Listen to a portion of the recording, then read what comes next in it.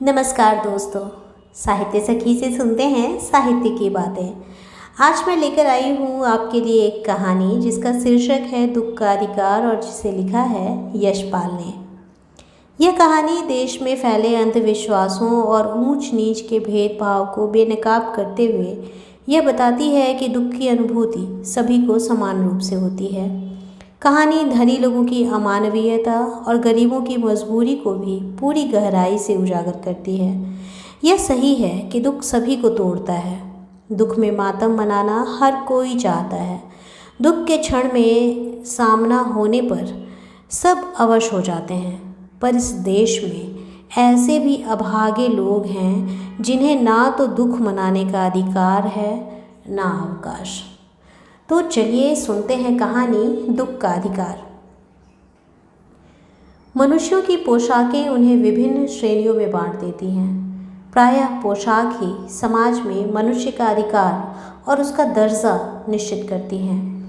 वह हमारे लिए अनेक बंद दरवाजे खोल देती हैं, परंतु कभी ऐसी भी परिस्थिति आ जाती है कि हम ज़रा नीचे झुककर समाज की निचली श्रेणियों की अनुभूति को समझना चाहते हैं। उस समय यह पोशाक ही बंधन और अड़चन बन जाती है।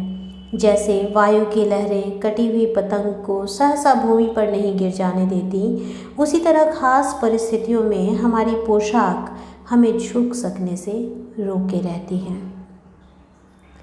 बाज़ार में फुटपाथ पर कुछ खरबूजे डलिया में और कुछ ज़मीन पर बिक्री के लिए रखे जान पड़ते थे। खरबूजों के समीप एक अधेड़ उम्र की औरत बैठी रो रही थी। खरबूजे बिक्री के लिए थे, परंतु उन्हें खरीदने के लिए कोई कैसे आगे बढ़ता।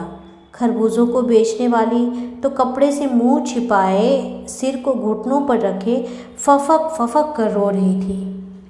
पड़ोस की दुकानों के तख्तों पर बैठे या बाजार में खड़े लोग घृणा से उस स्त्री के संबंध में बातें कर रहे थे। उस स्त्री का रोना देखकर मन में एक व्यथा सी उठी, पर उसके रोने का कारण जानने का उपाय क्या था। फुटपाथ पर उसके समीप बैठ सकने में मेरी पोशाक ही व्यवधान बन खड़ी हो गई। एक आदमी ने घृणा से एक तरफ थूकते हुए कहा, क्या ज़माना है, जवान लड़के को मरे पूरा दिन नहीं बीता और यह बेहया दुकान लगा के बैठी है। दूसरे साहब अपनी दाढ़ी खुजाते हुए कह रहे थे, अरे जैसी नीयत होती है अल्लाह भी वैसे ही बरकत देता है। सामने के फुटपाथ पर खड़े एक आदमी ने दिया सलाई की तीली से कान खुजाते हुए कहा, अरे इन लोगों का क्या है, ये कमीने लोग रोटी के टुकड़ों पर जान देते हैं। इनके लिए बेटा बेटी खसम लुगाई धर्म ईमान सब रोटी का टुकड़ा है। परचून की दुकान पर बैठे लाला जी ने कहा, अरे भाई उनके लिए मरे जिए का कोई मतलब ना हो, पर दूसरे के धर्म ईमान का तो ख्याल रखना चाहिए।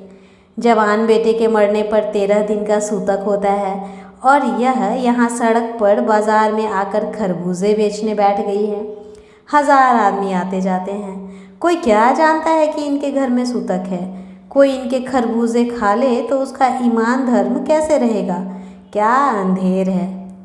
पास पड़ोस की दुकानों से पूछने पर पता लगा उसका 23 बरस का जवान लड़का था। घर में उसकी बहू और पोता पोती हैं। लड़का शहर के पास 1.5 बीघा भर जमीन में कचियारी करके परिवार का निर्वाह करता था। खरबूजों की डलिया बाजार में पहुंचाकर कभी लड़का स्वयं सौदे के पास बैठ जाता, कभी माँ बैठ जाती। लड़का परसों सुबह मुंह अंधेरे बेलों में से पके खरबूजे चुन रहा था। गीली मेड़ की तड़ावट में विश्राम करते हुए एक सांप पर लड़के का पैर पड़ गया। सांप ने लड़के को डस लिया। लड़के की बुढ़िया माँ बावली होकर ओझा को बुला लाई। झाड़ना फूंकना हुआ, नागदेव की पूजा हुई। पूजा के लिए दान दक्षिणा चाहिए। घर में जो कुछ आटा और अनाज था दान दक्षिणा में उड़ गया।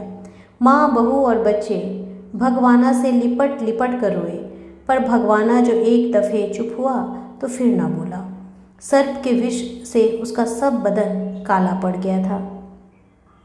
जिंदा आदमी नंगा भी रह सकता है, परंतु मुर्दे को नंगा कैसे विदा किया जाए। उसके लिए तो बजाज की दुकान से नया कपड़ा लाना ही होगा, चाहे उसके लिए माँ के हाथों की छन्नी ककना ही क्यों न बिक जाए। भगवाना परलोक चला गया।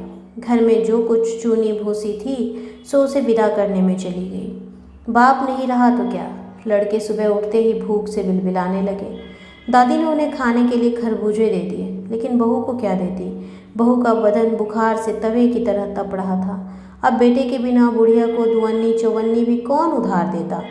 बुढ़िया रोते रोते और आंखें पोंछते पोंछते भगवाना के बटोरे हुए खरबूजे डलिया में समेट कर बाजार की ओर चली, और चारा भी क्या था। बुढ़िया खरबूजे बेचने का साहस करके आई थी, परंतु सिर पर चादर लपेटे, सिर को घुटनों पर टिकाए हुए फफक फफक कर रो रही थी। कल जिसका बेटा चल बसा, आज वह बाजार में सौदा बेचने चली है। हाय रे पत्थर दिल। उस पुत्र वियोगिनी के दुख का अंदाज़ा लगाने के लिए पिछले साल अपने पड़ोस में पुत्र की मृत्यु से दुखी माता की बात सोचने लगा। वह संभ्रांत महिला पुत्र की मृत्यु के बाद 2.5 मास तक पलंग से उठ न सकी थी। उन्हें 15-15 मिनट के बाद पुत्र वियोग से मूर्छा आ जाती थी, और मूर्छा ना आने की अवस्था में आंखों से आंसू ना रुक सकते थे। 2-2 डॉक्टर हर दम सिरहाने बैठे रहते थे। हर दम सिर पर बर्फ़ की पट्टी रखी जाती। शहर भर के लोगों के मन उस पुत्र शोक से द्रवित हो उठे थे।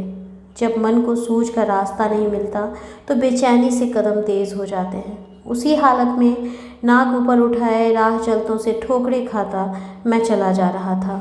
सोच रहा था, शोक करने, गम मनाने के लिए भी सहूलियत चाहिए, और दुखी होने का भी एक अधिकार होता है।